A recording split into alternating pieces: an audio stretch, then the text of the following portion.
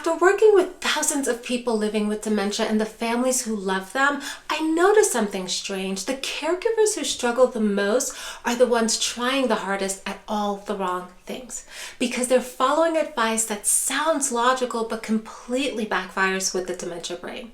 And once you see these hidden misconceptions, care partner, you can't unsee them. So in today's video, I'm going to walk you through the 5 beliefs that secretly make caregiving harder and what to do instead. Hi, for those of you who are new here, my name is Dr. Sinclair. I'm a neuropsychologist, dementia care specialist, and founder of the Confident Caregiver Academy. Let's jump on in. Wrong idea number 1, it's mostly a memory problem. This is probably the biggest misconception about dementia. Most people think it's just a memory problem, so care partners focus on reminding, correcting, repeating, even testing their person with dementia's memory. Hey mom, do you remember who this is? But dementia isn't only about memory, care partners. In fact, some of the brain systems that decline early are in areas that modulate reasoning. So being able to think through ideas, flexibility, being able to accept your help, impulse control, thinking through a behavior before acting on it, as well as emotional regulation, being able to calm themselves and soothe themselves when they're upset. Which means, yes, your loved one may forget things, but they may also struggle with all of those things that I've just listed above. When we treat dementia like it's only a memory issue, we miss out on the real driver of their behavior. And when you miss out on the real driver, you end up using the wrong tools. What works instead? Because multiple brain systems are struggling, care partners, it helps to lower the demands on their brain as much as possible. So simplify tasks, meaning break things down into small, simple steps for them. It helps to reduce the mental load, and it has the added benefit of ensuring that they feel emotionally safe because they're not overwhelmed. Wrong idea number 2. If I just explain it better or more, they'll understand. This one honestly breaks my heart, care partners, to see because caregivers explain with so much love over and over. And when it doesn't land, you start blaming yourself. Maybe I didn't say it right. Maybe I need to explain it better. For example, trying to convince your loved one with dementia to move somewhere safer. You walk them through all the reasons, the risks, the logic. You even show them proof of why this is going to be helpful to them. And they still don't get it.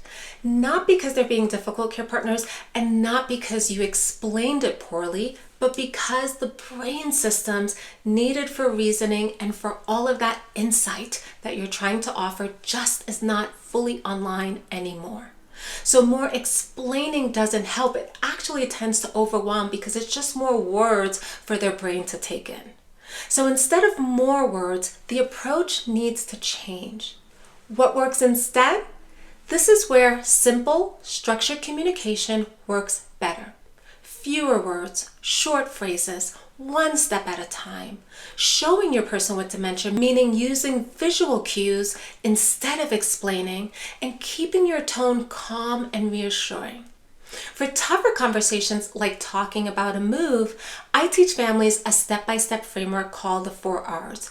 I'll go ahead and link that below so that you can check that out. That's one of the frameworks that I teach, but that's something that can be helpful for you. If this is helpful, care partners, if you're finding value in today's video, then please go ahead and like and subscribe. It tells YouTube to send this video to other care partners who, like you, likely did not get any of this information as well. Now let's move on to the 3rd idea that many people often get wrong about dementia. Wrong idea number 3. They're doing this on purpose. When someone with dementia refuses your help, argues with you, care partners, accuses you, or lashes out at you, it feels intentional, and honestly, it also feels personal, especially when they're perfectly kind to everyone else. So care partners often think they're being stubborn, they're being manipulative, they're turning it on and off, they're choosing when to cooperate and when not to. But what I see clinically, care partners, is something completely different. As dementia progresses, the amygdala, the brain's fear center, becomes more dominant, which means many of these behaviors aren't defiance at all, unless this was how your person was all the time. They're instead fear responses. And fear sometimes look like anger with dementia.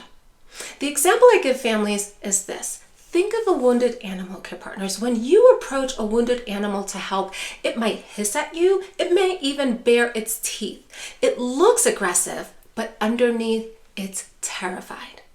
That's often what's also happening with your person with dementia. Their wounds is that the world now feels confusing. Things go missing in their day all the time.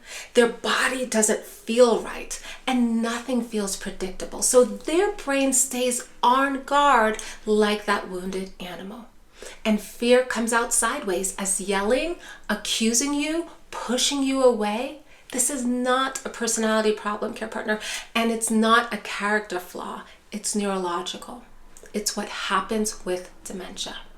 And when you can start seeing it as a wound and fear instead of defiance, that's the most powerful shift that you can make. What works instead? Reassurance. Phrases like, I'm here, you're safe, let's figure this out together.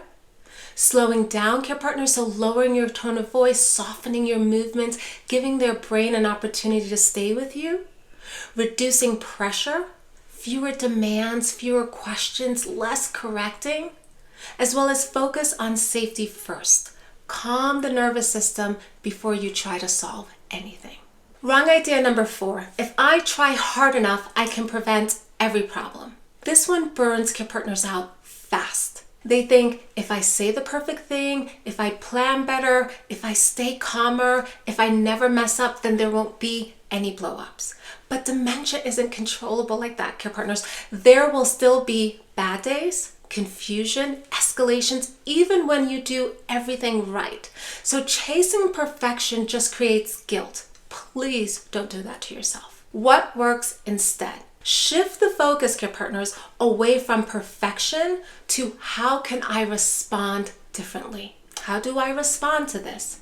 Focused on how quickly can we calm things down? How gently can we repair? How gently can I rephrase something? That's what protects you emotionally. Wrong idea number 5. I should be able to handle this myself.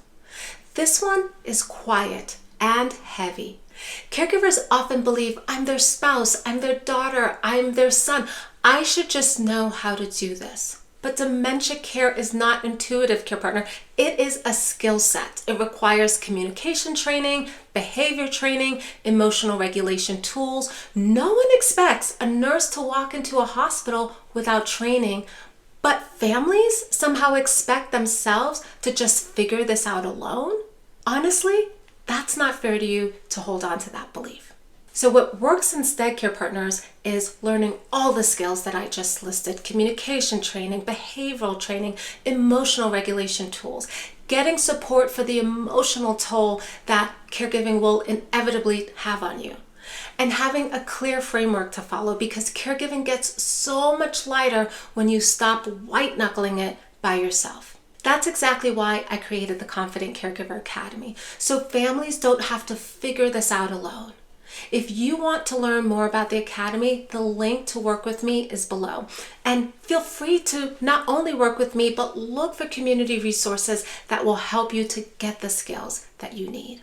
In closing, care partners, I hope you noticed something in today's video. Every single one of these mistakes comes from love, not from laziness, not from failure, but from love. You were trying the most logical things. It just wasn't aligned with how a dementia brain works. To learn more about what does work with regards to communicating with your person with dementia, go ahead and check out the next video. I will see you over there.